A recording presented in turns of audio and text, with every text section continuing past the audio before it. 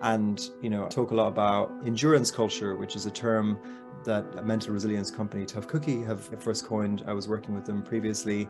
And it's that idea that actually on a broader level, the organizations that we're working in are feeding this push through, plow on, white knuckle it. And even though they intellectually know or are coming across these theories of exertion, renewal, and optimization, it all flies out the window. And I think it comes at the level of compulsion and the stress, the tasks that we face.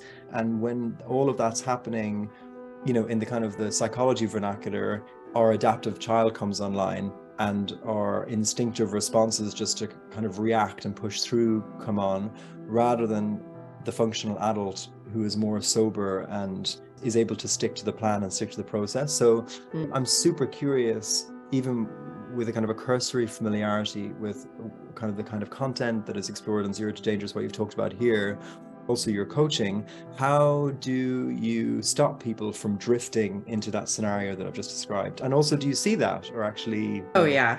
Oh, 100%. We see it, because I think compulsion is the right word to be using, because you get that hit of dopamine that, I'll just answer one more email, I'll cross out one more thing for my to-do list, and you get that hit of dopamine. There's an immediate kind of reward there to keep going. And so I think clear goals are a huge tool that I use with clients, and calendar optimization. If you've blocked out in your calendar, you have very clear finish lines, so you can win each task block. There's less of a compulsion to just kind of haphazardly add another thing. You've actually prioritized what's high value, how do I win on those. So you've contained, and you're getting, I think, a higher value dopamine hit instead of those kind of low value. Yeah. So I think that can reduce, I call it, some of that kind of half working gray zone behavior too, of I should be taking a lunch break, but I'm also going to be answering emails on my phone while I have a fork in the other hand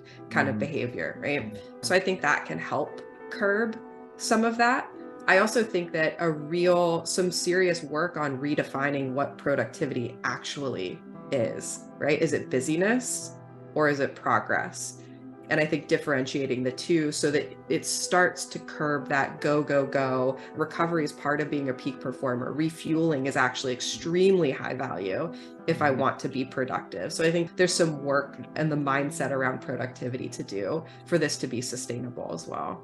It reminds me a lot of Oliver Burkeman's book, 4,000 Weeks, and, the idea that a lot of the busyness and performative busyness actually is trying to keep a deeper sense of anxiety, existential anxiety about how do I even use my day? How do I spend my time? Who would I be if I'm not just kind of crushing through this to-do list? It doesn't really matter what it is, or if it's even remotely advancing the goals of my life or the strategies I have. It isn't like the hugely satisfying dopamine hit of this idea of achieving my goal at the finish line that you just spoke about, which I love.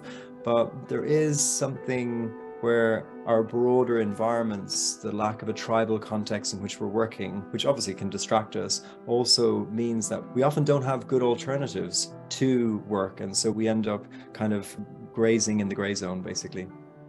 And so there is work to do in terms of where are there other activities or things in my life that will actually give me perhaps flow? So having a primary flow activity that is not work, that is not monetized. And also, what are active recovery protocols that refuel me, that are really meaningful, that I can enjoy and engage in? And I think some of it does take some creativity. This is very easy, but so you do need to spend some time kind of exploring and being curious about what recovery could look like in a variety of different contexts, so that when you are working in that space, you don't have to think about it.